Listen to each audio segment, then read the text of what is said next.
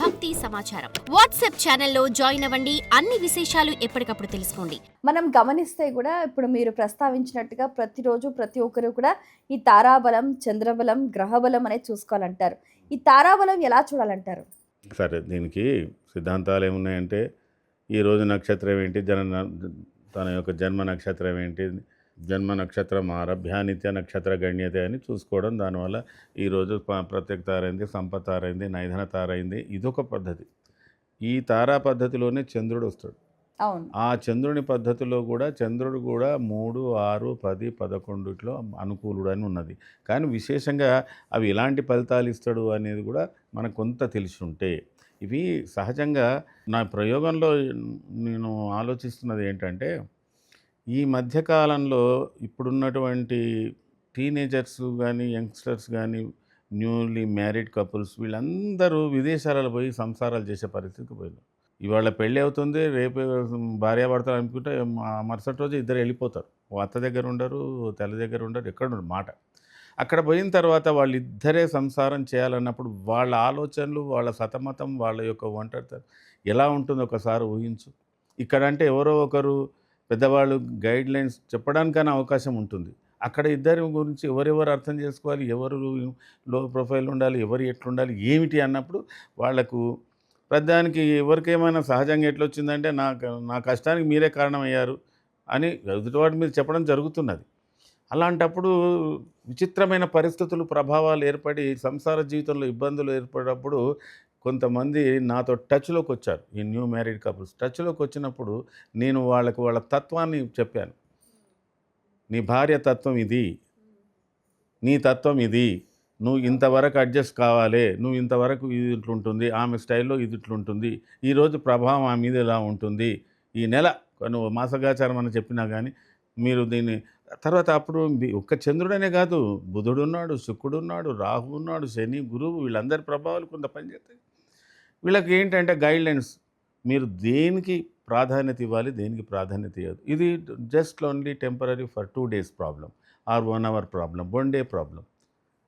ఇట్లా మనం చెప్పగలిగినప్పుడు వాళ్ళు దాన్ని అడ్జస్ట్ చేసుకొని, నేను చెప్తాను, అరే ఏం లేదురా, మీరు పెద్దగా జ్యోతిష్యం చూసుకోవాల్సిన అవసరం లేదు, ఇగో ఈ నక్షత్రం నెలలో 27 నక్షత్రాలు వస్తున్నాయి, ఈ నక్షత్రాలు ఈ 3 రోజులు నువ్వు ఇలా ఉంటావు, ఈ 3 రోజులు ఆమె అలా ఉంటుంది, ఆ 3 రోజులు ఆ వేధ నువ్వు మెయింటైన్ చేయాలి, ఈ 3 రోజుల వేధ ఆమె మెయింటైన్ చేయాలి. సింపుల్గా చెప్పుకున్న తత్వం తెలిసిపోతే వాళ్ళు సమస్యలు పరిష్కారం చేసుకోగలుగుతున్నారు. ఎందుకంటే మీరు అన్నారు అష్టమచంద్రుడు అని. అష్టమచంద్రుడు ఉన్నాడు, ఎవరిని బలవంతం చేయలేరు. అష్టమచంద్రుని సంచారం నడుస్తున్నది అంటే అవతలోడు తల ఊగి ఉండవలసిందే అష్టమచంద్రుడికి, లేదా తానన్నా తెలుసుకోవాలి కదా ఈరోజు నేను ఇంతే సాధారణమని. అట్లాగే అష్టమచంద్రుని ప్రభావాలు వృద్ధుల మీద, అష్టమచంద్రుని ప్రభావాలు యువకుల మీద, యువతుల మీద, పిల్లల మీద చాలా ప్రభావాలు ఉంటాయి. అవి లేవని కాదనలేము, ఎరాడికేట్ చేసేటట్లేదు. దీనికి రెమెడీస్ ఏం లేదండి. ఆ రోజుకి రెమెడీస్ పద్ధతికి ఉంటే చాలు. జాతక చక్రంలో ప్రధానంగా ఉన్న దోషాల విషయంలోనే కొన్ని రెమెడీస్ వస్తాయి. ఇక మనకేం చెప్పారంటే ఈ నిత్య దోషాలకు ఏదో కూరగాయలు దానం చేయండి, లేదా ఉప్పు దానం చేయండి. ఇప్పుడు దినఫలాలకు కూడా పరిహారాలు చెప్తున్నారు కదా మరి. దినఫలాలంటే మీకు ఒకటి ఉన్నది, ఈ జ్యోతిషానికి ఎంత జ్ఞాపకం అవసరమో అంత మతిమరుపు ఉండడం మంచిది. అన్ని మతిమరుపు లేకపోతే కూడా వీడు పిచ్చోడు అవుతాడు చెప్పేవాడు. అయితే విషయం చెప్తున్నాను.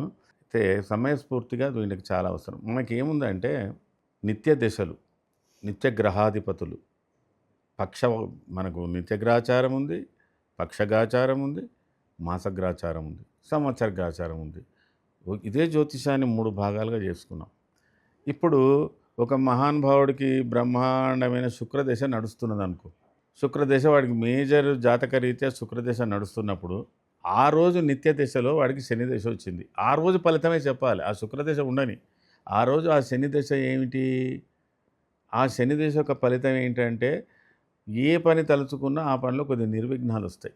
ప్రాప్తకార్య వినాశశ్చ అన్నాడు. ప్రాప్తకార్య వినాశశ్చ అంటే చేయవలసినటువంటి పనుల యందు ఆ రోజు కొద్దిగా డిస్టర్బెన్స్ అవుతుంది. ఆ రోజు గాచారం అంతగా చెప్పాలి.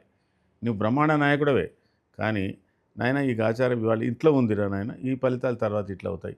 ఒకవేళ అట్లా ఉన్నా కూడా ఆ రోజు నిత్య దశాధిపతితో పాటు నిత్య గ్రహాధిపతి వస్తాడు. ఆయన కూడా విచిత్రమైన పని చేస్తాడు.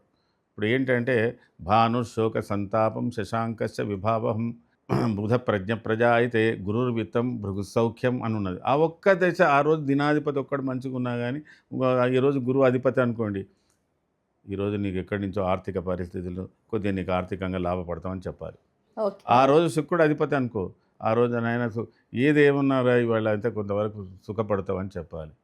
బుధ ప్రజ్ఞ ప్రజ అయితే బుధుడు అధిపతి అయింది అనుకో, వాడు ఎలాంటి సమస్యలైనా చాకచక్యంగా పరిస్థితులకు అనుగుణంగా తిరుగుతాడని చెప్పాలి. ఇది ఒక్కోసారి ఇవి సామాన్యంగా ఈ షేర్ మార్కెట్లో పనిచేసే వాళ్ళు చాలా జ్యోతిషాన్ని బాగా కీన్గా అబ్జర్వ్ చేసి వాళ్ళు చేసుకుంటున్నారు, వాళ్ళు కొంత ఉపయోగించుకుంటున్నారు. ఓకే. అట్లా మన దగ్గరనేమో సరే ఇంకా నమ్మకాల మీద ఇది నమ్మాలనా నమ్మకూడదు అనే దగ్గర మొదటి మెట్టు దగ్గరనే ఉన్నారు కాబట్టి ఇంకా అది వాళ్ళకు అర్థమే కాదు.